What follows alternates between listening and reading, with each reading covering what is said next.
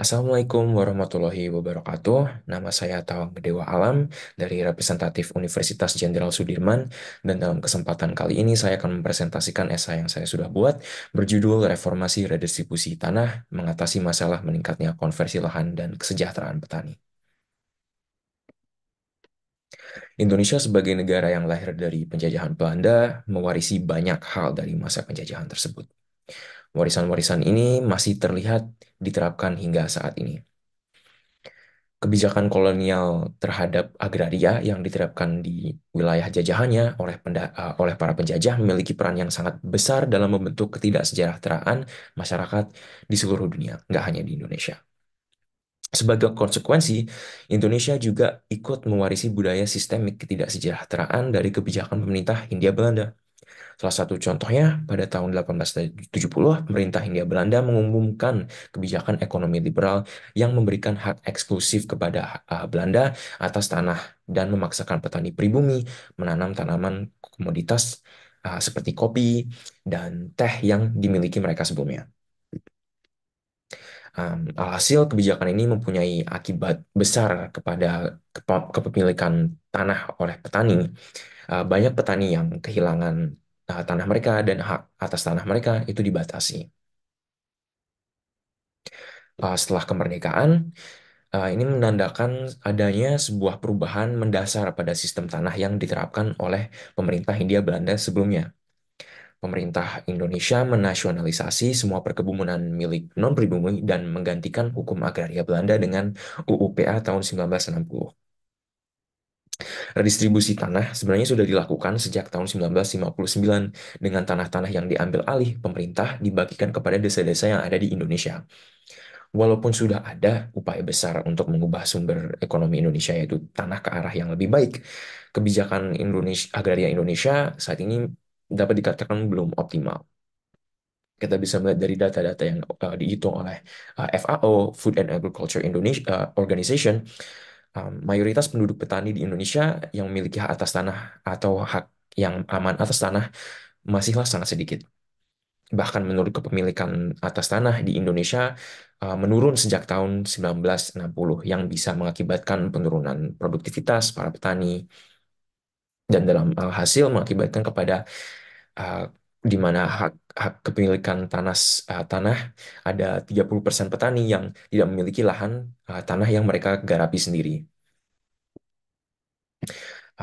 Jika kita melihat dari sumber masalah kepemilikan hak atas tanah ini, kebanyakan berasal dari datang dari fenomena yang bernama konversi lahan pertanian, di mana kebutuhan akan ruang tanah seperti perumahan dan kepentingan ekonomi mengakibatkan kepada pemanfaatan tanah yang memiliki nilai ekonomi yang tinggi.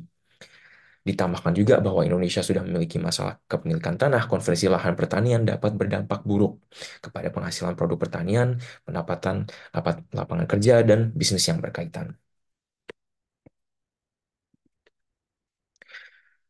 Untuk pembahasan, pertama kita bisa melihat dari karakteristik petani di Indonesia. Saat ini, kebanyakan petani di Indonesia adalah petani kecil dan petani guram. Mereka tidak memiliki tanah yang sangat luas, dan data-data menunjukkan bahwa um, mereka memiliki tanah yang sangat kecil, lebih kurang dari 0,5 hektar. Ini menjadi suatu masalah karena sebenarnya kepemilikan tanah atau hak atas tanah memiliki efek yang sangat besar bagi kesejahteraan petani.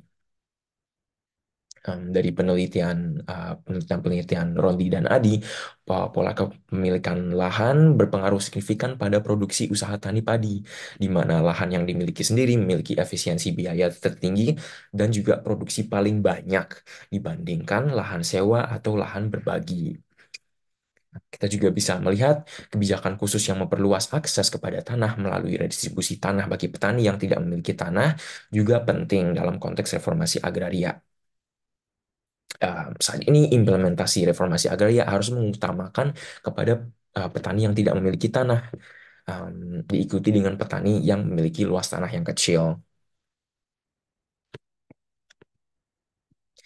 Saat ini konversi lahan pertanian sudah menjadi topik yang sangat mendesak untuk dibahas. Setiap pulau memiliki Setiap pulau dalam negara Indonesia memiliki sifat konversi lahan pertanian yang berbeda. Di Sumatera Selatan, konversi lahan pertanian itu berbentuk dalam perluasan perkebunan kelapa sawit, sedangkan di Jawa Barat adanya uh, konversi lahan yang terjadi di Jawa Barat itu lebih seperti perkembangan pemukiman, pemukiman dan juga perkantoran. Nah, ada juga konsekuensi dan ancaman-ancaman yang datang dari konversi lahan tersebut. Misalnya kita bisa lihat konsekuensi yang lebih lanjut bisa terjadi pada ketahanan pangan. Ada juga kepada swasembada pangan, kualitas lahan pertanian, dan penyerapan tenaga kerja.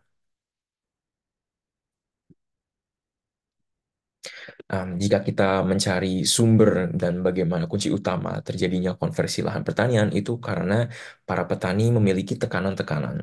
Kita bisa melihat dari tekanan yang pertama, ada tiga tekanan, ada tekanan eksternal, tekanan internal, dan juga tekanan kebijakan regulasi pemerintah. Yang pertama dari tekanan eksternal yang disebabkan bentuknya oleh pertumbuhan perkotaan, demografi, dan ekonomi. Sedangkan tekanan internal disebabkan oleh sosial ekonomi, rumah tangga pertanian dalam penggunaan lahan. Ketiga, tekanan kebijakan yang disebabkan oleh regulasi yang dikeluarkan oleh pemerintah berkaitan dengan perubahan dan konversi lahan pertanian. Misalnya dari kebijakan dan regulasi pemerintah, kalau misalnya pemerintah memberikan suatu kebijakan yang beruntukan bagi pada petani itu juga mengurangi tekanan yang akan mereka rasakan. Lalu apa yang bisa dilakukan untuk mengatasi konversi lahan pertanian? Kita bisa melihat dengan apa yang sudah dilakukan oleh negara Filipina. Mereka memiliki kebijakan yaitu bernama Comprehensive Agrarian Reform Program, dan programnya itu bertujuan untuk mendistribusikan tanah milik swasta dan pemerintah kepada petani dan buruh tani yang tidak memiliki tanah. Dengan ini ada kesetaraan kepada pemilik lahan dalam pendapatan dan kesempatan. Dan itu akan berefek langsung kepada tekanan internal yang dimiliki, tekanan eksternal dan juga internal yang saya sudah sebut sebelumnya. Kebijakan seperti ini dapat menjadi jawaban untuk mengurangi tekanan-tekanan yang dialami petani untuk konversi lahan pertanian mereka. Karena petani nggak mungkin saja menjual tanah mereka kalau hanya semena-mena. Pasti ada suatu alasan tekanan, dan kebijakan ini bisa menjadi jalan untuk mengurangi tekanan mereka. um, Salah satu hal yang baik terkait Comprehensive Agrarian Reform yang dilakukan oleh Filipina adalah kebijakan ini berpihak kepada kepentingan petani dibandingkan kepentingan kapitalis.